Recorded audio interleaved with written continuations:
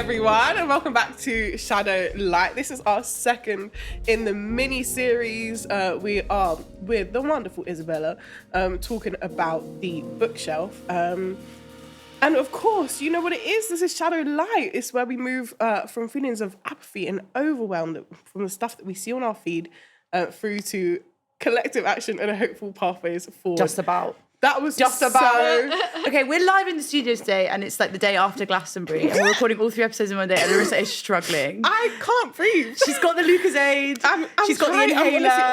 It's not even the hashtag spawn, but I'm really but you have to. Let's all do round of applause for the strength to be here with us today. But more importantly, if you're watching with the video, the reason that we've got a cake and candles and prosecco is because it's Zoe's birthday. There's so much going on. There's so much. It's a great day, guys. It's a great day. And you also graduated, so it's a graduation birthday cake. Isabella, what have you done recently? Can we make it a cake for you as well? I got a tan. That's it. Congratulations on your tan. Living in London. Congratulations. That's so my we're all success. thriving.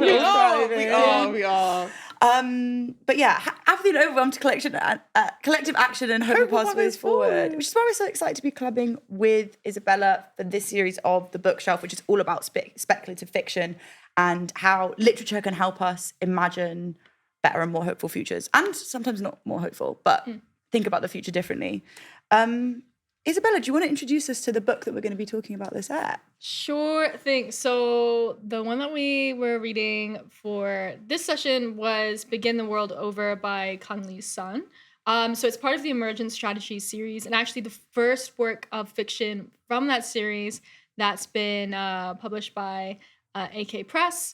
And there are like a billion different ways I could describe what this book is, which is beautiful, to be fair. But the simplest way I think I could describe it is it's a alternative history of the Caribbean slave rebellions of the 1790s. It's a revolutionary tale of Black and Indigenous insurrection, aka history as it should have been.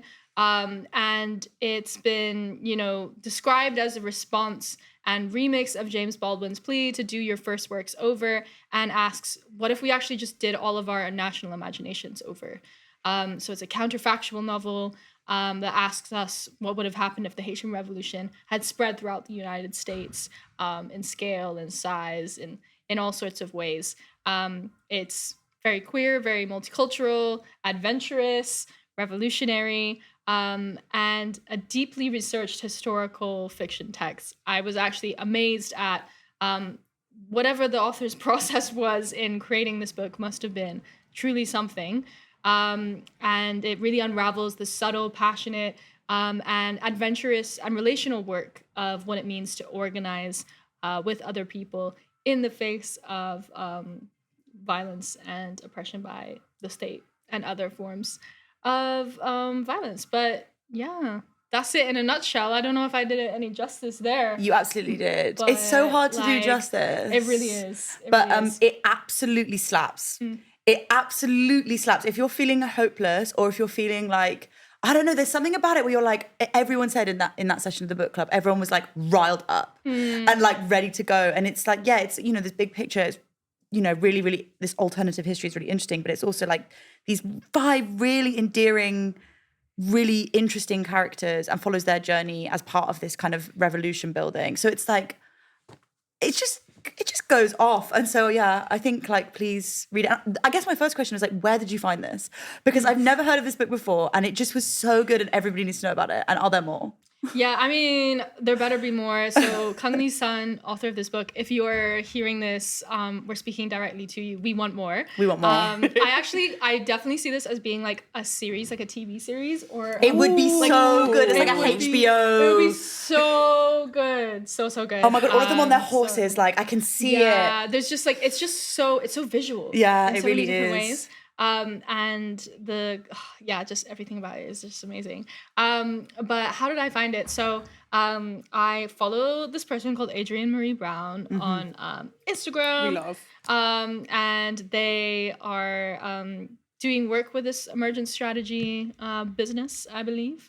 And actually, so this is part of the series that I believe that they've been had a hand in bringing to life. And actually, they included a little message at the beginning of the book, which I'm going to read out loud, because I think it gives some like context as to like the inspiration behind this beautiful, beautiful work. And it says, one of the ways we can understand our current state is as the outcome of millions of choices made by preceding generations. In this alternate history, Kang Lee helps us imagine what would have happened if the Haitian Revolution had spread throughout the United States. The first work of fiction in our immersion strategy series is a queer, multicultural, adventurous, and revolutionary text that shows how the subtle, bombastic, and often intimate work of organizing can have a large-scale impact. Readers should expect to be delighted by the time travel experience of deeply researched historical fiction and inspired by the strategic invitation to use our lives for liberation. So yeah, that's a little behind how I found it and I guess how it was found in some ways. Because there's not that much information out there about the author, who is described as a lifelong Southerner raised in an immigrant family, currently based on the Gulf Coast. As a public interest attorney, she brought different class action lawsuits on the behalf of people in prisons and jails. He left lawyering to support undocumented and abolitionist organizers, to write as well. And this is actually their first novel, so I'm completely taken away that this could be someone's first novel. I completely agree. Like, I think that so was much world like, building. one of the things that was like so amazing about this particular one in the book club is like I learned so much more lore from the discussion that we had, and people like I didn't realize it was based off real people that existed, because some of these characters are so like well written and like interesting and amazing. It's like they can't be real, and it's like these are all real revolutionaries. Wow. Yeah. I was like, damn. No. It's Wait, so I didn't. So the interesting. characters, because I saw it in your notes. So for disclosure, I haven't. If you've listened to the first episode, you'll know this. I haven't read these books. I've read little excerpts of pieces. Zoe's read them. Isabella's read them. You went to 2 of the book clubs, and Isabella obviously runs the bookshelf. So we've got a mixture of stuff going on here. Yeah. So the characters are specific people in history. So all of them. Or not all of them. Like it's a mix of like some are definitely like have very close likeness to particular historical characters, but then some of them are kind of like inspired by different like facts of like history. Okay, if you know what I mean. I'm connecting the dots between what I was reading. Yeah. Because I guess one of my main questions was actually about the characters, because I saw that you wrote about that in your notes as well. And I was thinking about like the different roles that people play in building the revolution, right? And like it feels very much from the outside looking in that this book is almost like, this retelling is almost like a blueprint that we can extract to talk about like what is possible. And the roles, the different roles that people play in that I think are so important. And I guess I wanted to know if you felt like reading this, there were things that we could learn from those characters specifically, or about like the different roles and different skills or different capacities that we need in our movement building and in our world building. And to know now that like they are very much tied to real people is also kind of more impetus for that question. So yeah, what do you think? Are there lessons to be learned from those roles? Definitely. And one of the questions I actually asked the people in the book club was like, choose your fighter. Like, Oh, I love like that. which one is you basically, or like who do you resonate most with? I think it was quite refreshing in that, like, you know, some of the roles that like kind of came up were ones that I guess in the patriarchal, you know, cis-normative like world that we live in, we would assign certain of these roles to like certain genders, right? Like based off of our own like biases and things. But from the very outset, like any sort of I guess gender like essentialism or anything like that is like thrown out the window. It's done like, so well. It's done so well. So smoothly. It's Smoothly. like, it doesn't, you're like, wait. Yeah, it doesn't do it in that like exceptional way Yeah, of like, oh, there's this one character that like, embodies everything you want to say It was about like, queerness. and she was trans and she was amazing and she had to do all of this on her own. You're like, no, Yeah. it's like so much more woven into the context, and it feels so natural for the context and of these characters. And none of them are having to go through like a coming out or like a da-da-da. It's just, I don't Everyone know. just is. Everyone just is, exactly. in the way that like I guess like yeah. so straight people just are Yeah. what is here, like, you know what I mean? But yeah, like for example, James, who's some could say is the main character, but actually I don't see him as the main character of this book at all. He plays this role of like he is a chef, and that's how he actually finds himself on this boat that Denmark, another character, is manning. I can't remember his exact title because I don't know boat culture like that, but I just know he was important. But yeah, and James is like, he's cooking for people, and this plays a very pivotal role, not just in terms of like bringing people, I mean, like just keeping people alive, right? But also like it's about gaining the trust and building up like the people that you're going to mobilize for later action. And this is something actually that I think Denmark specifically speaks to at some point in the book, being like, if you're not able to give people food, like they're not going to come along with you. Like we need to make sure that their material needs are being met. So there's a very political nature to what he brings to the revolution, what he brings to the table basically, is, you know, cooking for people, making sure that they're being sustained, and actually ends up opening up like a little restaurant kind of situation where him providing the food and the space for the food allows people to come together and share ideas of how to organize and, you know, news that's happening like across the country. So it's quite interesting. And then like some of the other roles that came up were things like, you know, there's Denmark, who kind of, he's the guy that's on the ship that really represents, I guess, like that sense of leadership, like that physical strength, that militant strategy and type of thinking. And then there's characters like Red Eagle, who is indigenous and has this very intimate knowledge of the land and of all of the people in relation to the land, and is able to help them navigate like the best pathways to take when I don't want to give too many spoilers, but yeah. So all of this to say, like, there's also a prophetess who's gender non-conforming, and definitely seems to play, to me, like the prophetess is the leader out of everybody, because they are basically coming up with the hope. They're like providing the hope and spirit to people that sustains them going forward. And like strategically. It's like strategic spirituality and hope in such a like interesting way. I've never seen it before like that. So it's like, I hope this actually answers your question. If it doesn't, at least people will have got to know the characters. Well, yeah. But, I mean, I was going to kind of just like bounce off, like, 'cause my question was actually quite like bounces off from what you were saying, Marissa. Like, we spoke about this in the book club. Like, what's amazing about these characters is they're all coming to this revolutionary moment with different skills, motivations, kind of energies, knowledges.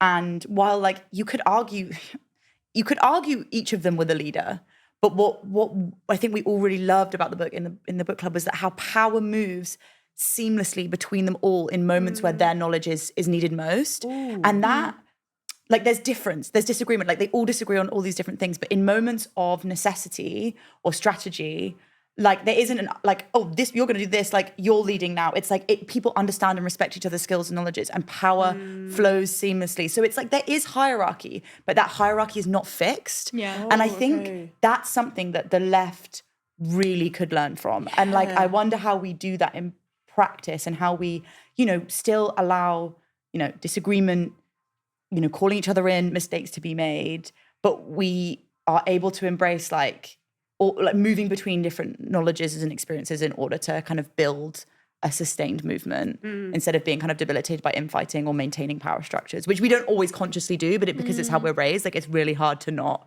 you see it coming up like accidentally so much.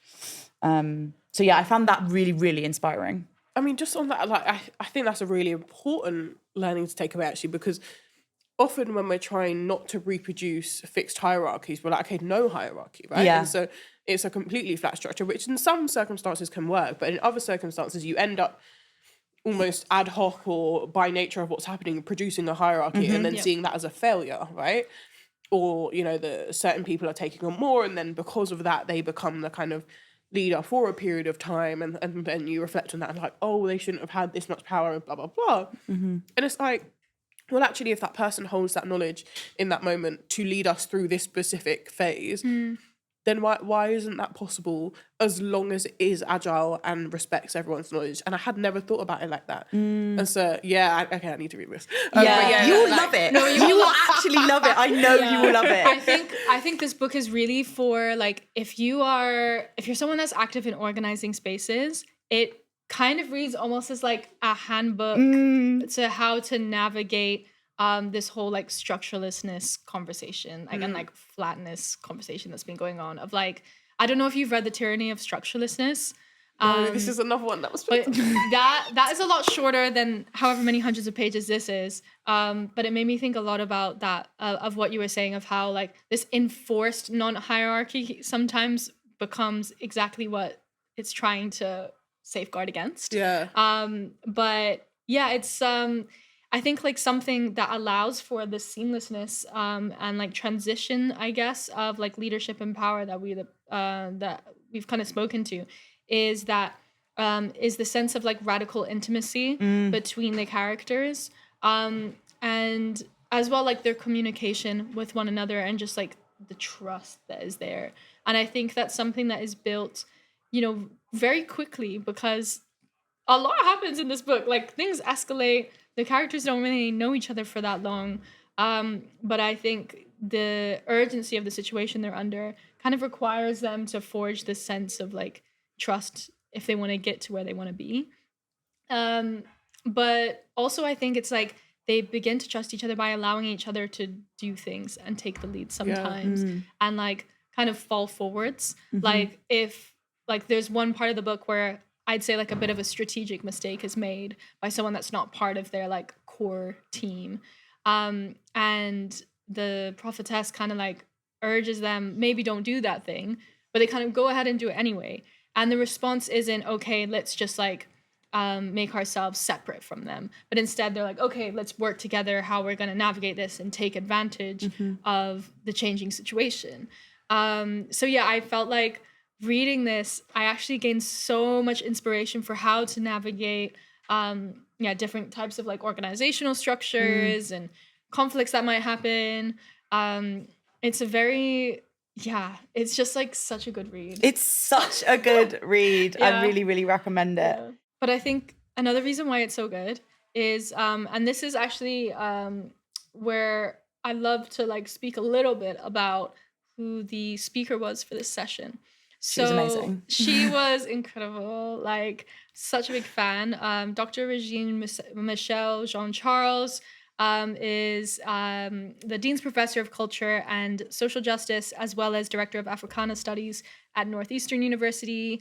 And, she's a Black feminist literary scholar working at the intersections of race, gender, and justice from a global perspective. And her scholarship and teaching really spread across, topics such as Black France, African diasporic literatures, Caribbean studies, Haiti, and the Haitian diaspora. And she really was such a light in the conversation, because she grounded people in the context of the Haitian Revolution, as well as the role of women, and this question of world making and modern day Haiti as we see it, because obviously we have to like address the fact that like reading this book in this particular time period wasn't just influential and inspiring from the perspective of like anybody doing organizing, but also given the fact that we have in Haiti like levels of uprising, and also like the impact of imperialist intervention, which like the seeds were planted so many years ago. Even if like the Western imperialist media wants to portray it as this thing of like, oh, this is just like an inevitable like facet of Haitian culture. It's like, no, like the seeds of this were planted even back before the events of this book, right? And that's why I also think it was such an interesting read, is because like it was writing about a particular point in time where like if one thing changed about the way that people organized or responded, then we could be looking at a very different world as we know it. So she was speaking to a bunch of different things, but very interestingly, she was saying that she was speaking to how there's like 2 or 3 different things I want to talk to you with this. So she spoke a lot about the context of the Haitian Revolution and the role that voodoo had in being like the genesis, and how it wasn't just like this sense of like religious ceremony for the sake of religion itself, but also it was like a gathering space for strategizing how to, unleash the revolution. And that's a theme that we saw coming up time and time again throughout this book was, the role that faith, ritual, spirituality play in maintaining and birthing revolution and resistance. And I think people were like, when I put that forward in the book club, like, because most people are living in the global north, like, kind of struggled at first to get their heads around, like, oh, what's a ritual? And the examples people were giving were mainly around food and things like that, which are obviously like, great examples, but it really made me think about the waning influence of religion and spirituality that we see in organizing, especially like even in comparison to the civil rights era, where like almost if you read the autobiography of almost any like civil rights leader, like religion was always such a big aspect for them in motivating them through hard times, conflict, decision making, but also even in honing their organizational like practice. So yeah, there was something there that like I definitely picked up on, that was really interesting. And I think hearing Dr. John Charles speak a little bit more to that context was really helpful. And also, like, she was speaking about how the violence of the plantation was infused into the violence of the revolution, and how French brutality was really unprecedented, and how resistance did look violent. And that's something that we see throughout this book as well, is like freedom was not handed to anybody, and it was in many different instances, it was being informed by land-based knowledges. So like using herbs and plants of the earth to poison, or even like Red Eagle, like knowing the different like places that they could hide or take refuge. So there were just so many amazing things that came up in that conversation. What like I really took from that, and I've been like thinking more about it, was just like, yeah, the role of the land in creating, like, so was it in the swamps or the marshes where the people could go to and organize, because it was like the landowners wouldn't go there, so it was like the natural land providing like protection and resistance. And like, yeah, lots of the female voodoo people were like involved, like, so it's like, yeah, the women in the environment playing like this role in revolution, which is like just like not very present when we think about, I think particularly maybe in the UK, like revolutionary history, it's not like filled with like swamps and women. It should be. Yeah. But I went to this that being said, I went to this talk the other day at the Mosaic Rooms, called Wetlands of Resistance, by Amene Solati, and was speaking about how in the 1991 uprisings against Saddam Hussein, lots of the revolutionaries were in the marshes, because it was you could basically only navigate through the marshes if you were local and grew up there. So it was like the perfect environment to foster and build like revolutionary strategy. And it was often the women who could navigate around the swamps, because that was their role in navigating between villages and stuff. And it was like, wow, this is like such an interesting and cool and inspiring way to look at revolutionary history that we don't see very much. And like, sadly, Saddam Hussein's regimes like did exactly like what we see in in the book, like poisoning the entire marshlands, draining the marshlands so that people can't live there anymore. Obviously it's like a horrible kind of arc to that, but like there is something in like how, but I think as we live in the city, it's really hard to think about how like nature could support us or like wants to like nurture resistance. especially as like kind of going back to that conversation we were having last episode about like getting away from surveillance and like surveillance being on us all the time. Like, yeah, I don't know. I found it really inspiring. Yeah, no, definitely. I mean, it makes us think a lot about how important it is to know oneself and one's community and also like surroundings. Yeah, land. Land was such a big part of it. Like there's a lot of maps. There's a lot of like considerations of like different climatic conditions.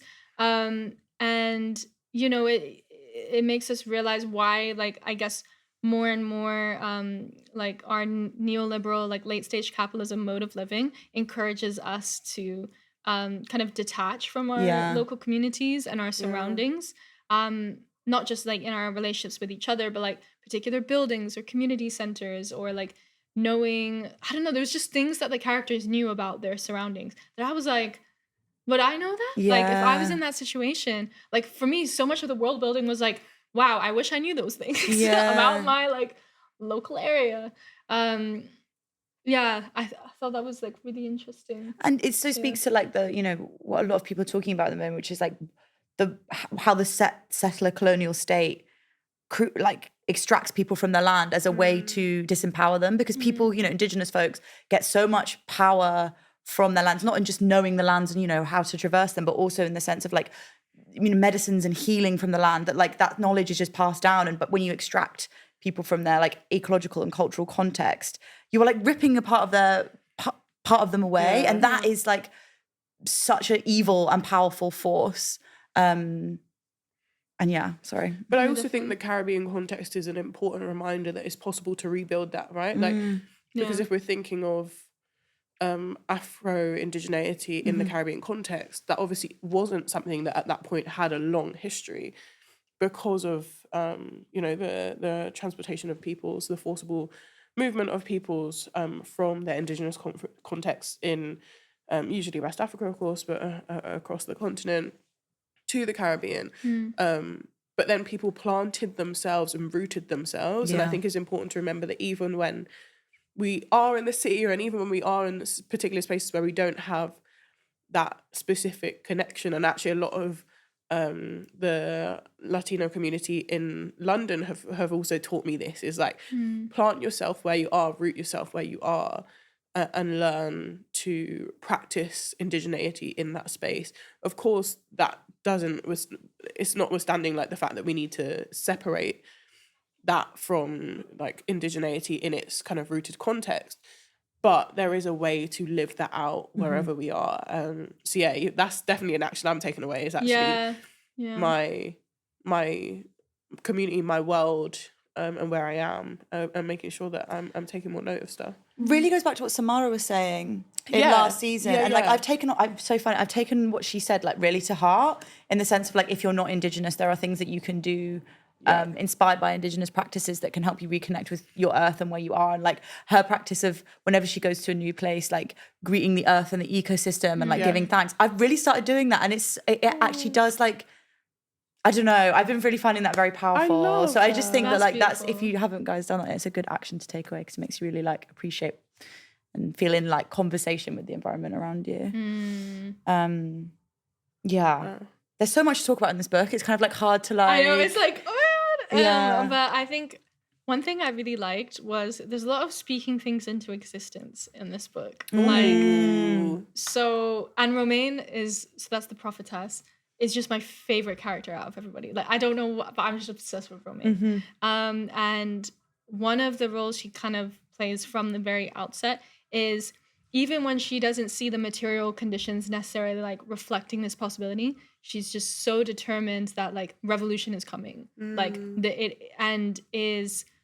plays such a role in like reminding everybody around her that like it's going to happen, whether or not they see it.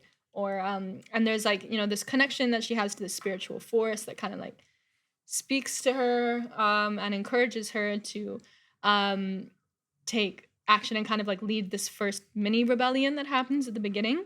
And she's trying to like connect to it throughout the book, and it's not always like her prayers aren't necessarily being heard, or like don't appear to be being heard, but she kind of like keeps going with this almost like seeking spirit.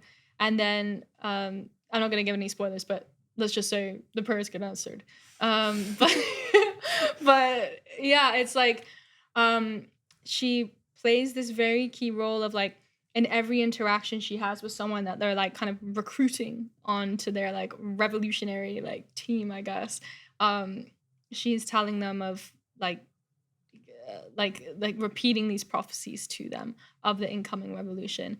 And I think that's like, it made me think a lot about the role of like propaganda, made me think a lot about like what does that role look like in today's context? Like how are we speaking these things into existence? And also like where does that just sense of unwavering determination of a liberated future like come from? Like where can we find that type of strength? Even if it's not through like a religious source. Yeah, I don't know. Because I was really struggling to think like, what would I even compare that to now? I don't think we have anything. Well, maybe Yeah. maybe get in the comments if you know what the parallel right now is, because I agree with you. I was like, damn, it's something about like backing yourself, like backing yourself to the nth degree. But like you're right, that kind of, and you're right. It's also part of this is this decline in spirituality where, and I think also so many of us are afraid to really hope and really believe in case we get crushed again. Yeah. And I think so, again, we were talking about this before when we were off mic about when you come into a movement, you've got like, when you're young and you've got all these like dreams and ideas, and then you like start to realize that these things that you held up and thought were amazing forces for good in the world are not so good. And like that's, I think those first realizations are crushing. And so to then be like, we will win, like, it can feel like hard and laborious, but we should do it more. That's why I love that one chant that's been going around at the moment. Like, I believe that we will win. Yeah. I just love that one. That slaps every time. It really does. It really, really does. But there's also something in there about what you were saying about like spirituality, faith, belief, like whatever it looks like to each and every person, like how that sustains, right? Even when we don't find it within ourselves, because sometimes it is really hard. Yeah. Like how do we also root that in something that's not just internal and not just individualized, but like accountable to something broader?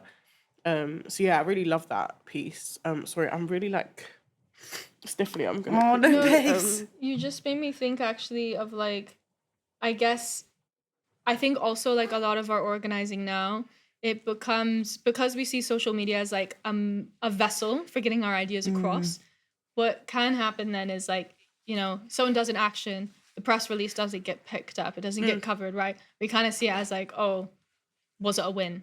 Like there's always that thing of like, was this really a win or not? Blah blah blah. And like people thinking in this very kind of like binary way. Yeah. And short-termism as very well. Very short term. Very like are we externally being received, and like all these questions around material impact.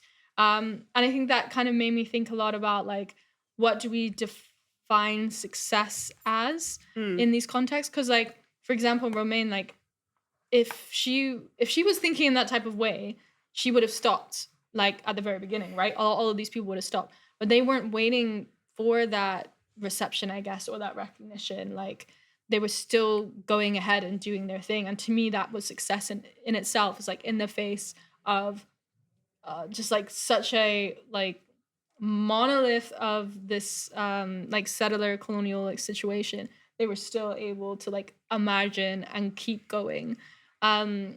But yeah, because there's like 6 months in the book where they're just like hanging around making food in a cafe. Yeah, there's a lot of downtime.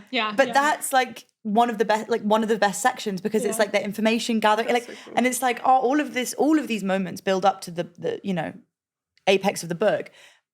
But like, I don't know, there's something about it where you're like, they see everything as an opportunity rather than like a hit back. Yeah. They're like, okay, as you said before, they like re-strategize based off information. They're like, okay, that could be a catalyst. That could be a catalyst. Yeah. We'll sit here and we'll think, okay, well, when that happens, we can then do this. And it's like, it's so strategic, and it's like, you know, that it's urgent, but it's not, as you say, like coming from a short-term kind of perspective. I don't know. No, that's a good point. That made me think a lot about this one. The beginning of one of the chapters, when they're having this 6 months just chilling phase, is like I think James discovers how to make gumbo for the first time. And there's this one chapter that's just absolutely like beautiful, like the way that they describe like how based off of like the ingredients he has in different contexts, he's able to like make like a certain version of it, and then it gets like passed on through word of mouth, and like with the ingredients, like with the tools that people have, they try and like experiment with that process, that recipe as well. Made me think also, I feel like there was some kind of allegory happening there, some kind of metaphor about how, you know, you do what you can with what you have, and that's what keeps ideas and revolution going, not just being like, okay, we don't have exactly what we need, so man. You know what I mean? Like, yeah, it's this kind of like grit and creativity that is necessary. But yeah, I really loved that part of I the loved book. how they described the food. It was so making me so hungry. I was like, this all sounds so making me hungry delicious. right now. Oh my god! Yeah, wait, I'm actually so hungry Let me right see if now. I can find it actually, because it's at the if we have time, that is. Yeah, I think then that'd probably be like a nice moment to leave it on. Yeah. Oh my god! I found it already. That's how strong that dog ear was on the page. Yeah, sorry, I like turn the page corner on my books. It's terrible of me. Me too. Yeah, the speed of the spread of gumbo seemed to remain to have something to teach about the spread of rebellions. Gumbo spread quickly because there were few rules. There must be a thickener and there must be rice.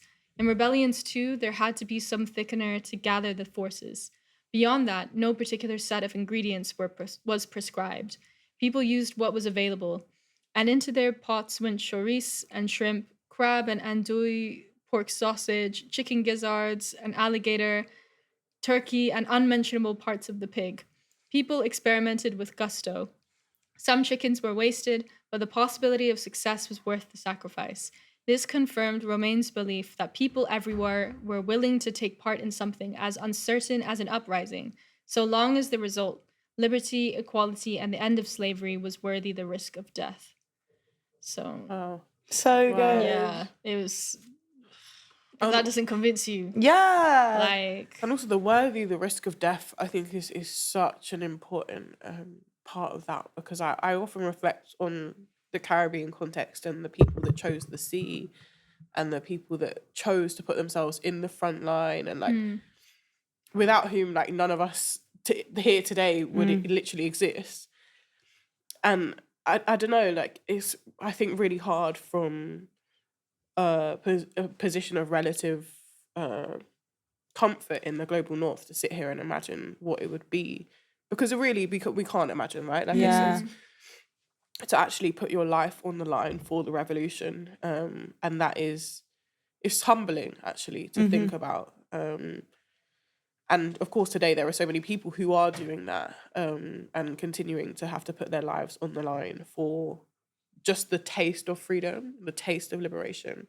And like, how do we honor that in our movements as well? And I think that's something I'm going to reflect on. So thank you for reading that. yeah, no worries. I mean, you could take the whole book if you want. I'm gonna do it. It's on the list. It's on the list firmly. But, yeah, no, it's a really good one. It's a really good one, and it made me realize I want to read more historical fiction. Me too, which isn't normally my jam. amazing. Yeah, I was like, either. let's go. Yeah. Yeah.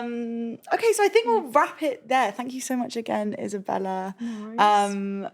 Remember, if you have read this book or you haven't read this book, or you just have thoughts, you can reach us at shadowlightpodcast@gmail.com or DM us at shadow.mag. You can also get these t-shirts, which are based off the vibe of the book club. They're very cute. They're so soft.